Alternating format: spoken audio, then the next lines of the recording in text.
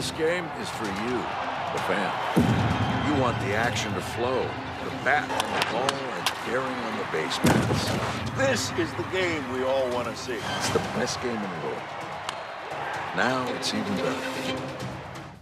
That was actor and diehard Dodgers fan Bryan Cranston explaining Major League Baseball's new rule changes this season, the most significant changes to America's pastime in decades. I spoke with MLB Commissioner Rob Manfred about policy changes happening on the field and how they're being received after opening week. Swing and a miss, strike three.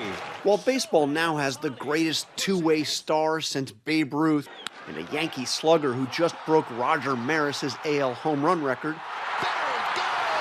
it's not a player who's transforming Major League Baseball this season. It's new rules, some of the biggest changes in the history of the game. It's a lot of change in a game that doesn't change very often. So you're about a week and a half in. How's it going? Look, we're thrilled with where we are. We really are. Hats off to our players.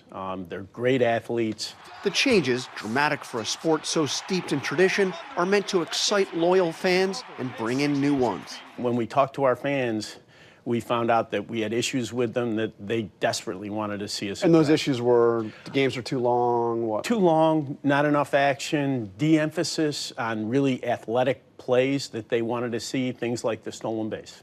Because we were seeing strikeout, home run, strikeout, home run. Right. One of the most notable changes, hitters and pitchers are now up against the clock. If a hitter takes too long to get set, it's an automatic strike. A ball if a pitcher takes too long. So we decided to get out here to Citi Field in New York to check out how these rules are playing with the people that are directly affected. What do the players think of the new rules? Oh, hey, we're all creatures of habit, and the game is such a rhythmic game. I think it's about the fans. It's always about the fans, but it enhances the love of our game and, continues to make people embrace it. Did you have some trepidation about putting a clock on a baseball field? I mean, this is a game. Of course I did. He did. High fly ball. So what do you think? You're a week and a half in. You like the new rules? Yeah, I do. I like that I get home from the ballpark half an hour earlier, and that's a good thing, right? Yeah, it just keeps you on your toes, and it's new, and we're learning as we go. But I think it's a good thing. The clock has sped things up, but there have been some glitches. So we had a spring training game, as you're well aware, that ended on a batter being called out on a third strike because he took too long to get ready. You don't really want to see games end that way, do you? We don't. When it happened, it was the very first week of spring training. We were glad we got it out of the way. And I think it reinforced for the players how important it is to make these adjustments and avoid that outcome. And I think our players will avoid that outcome. Imagine a Game 7 of the World Series coming down to a 1-second pitch clock violation. Let me say this. Our feet are not in stone on this. We want to be responsive to the people that play the game on the field and see these issues. Right now, we're really comfortable with where we are.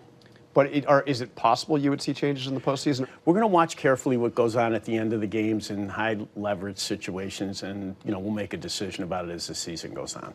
Also new, strict limits on the number of pickoff throws and a ban on the defensive shift, no more putting the shortstop in right field.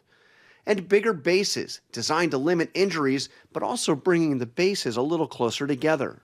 What about the records? I mean, you take Ricky Henderson, who, the all-time stolen base leader. He thinks he would get like another 50, 60 stolen bases if he had bigger bases and less pickoff attempts. Look, if we get to the point that somebody's getting towards Ricky Henderson's number, that'd be a good thing for the game, is the way I look at it. The bottom line, we're already seeing more stolen bases, shorter games, and higher scores. What do you worry about most with these changes? I mean, there's got to be something that has you kind of... Oh, there are some private things. Yeah, private. From a health standpoint more than anything, and selfishly, what's best for the Mets? I wake up every morning, what's best for the New York Mets? I'm selfish about it. I could care less. So can you make these rules work for you? We're trying.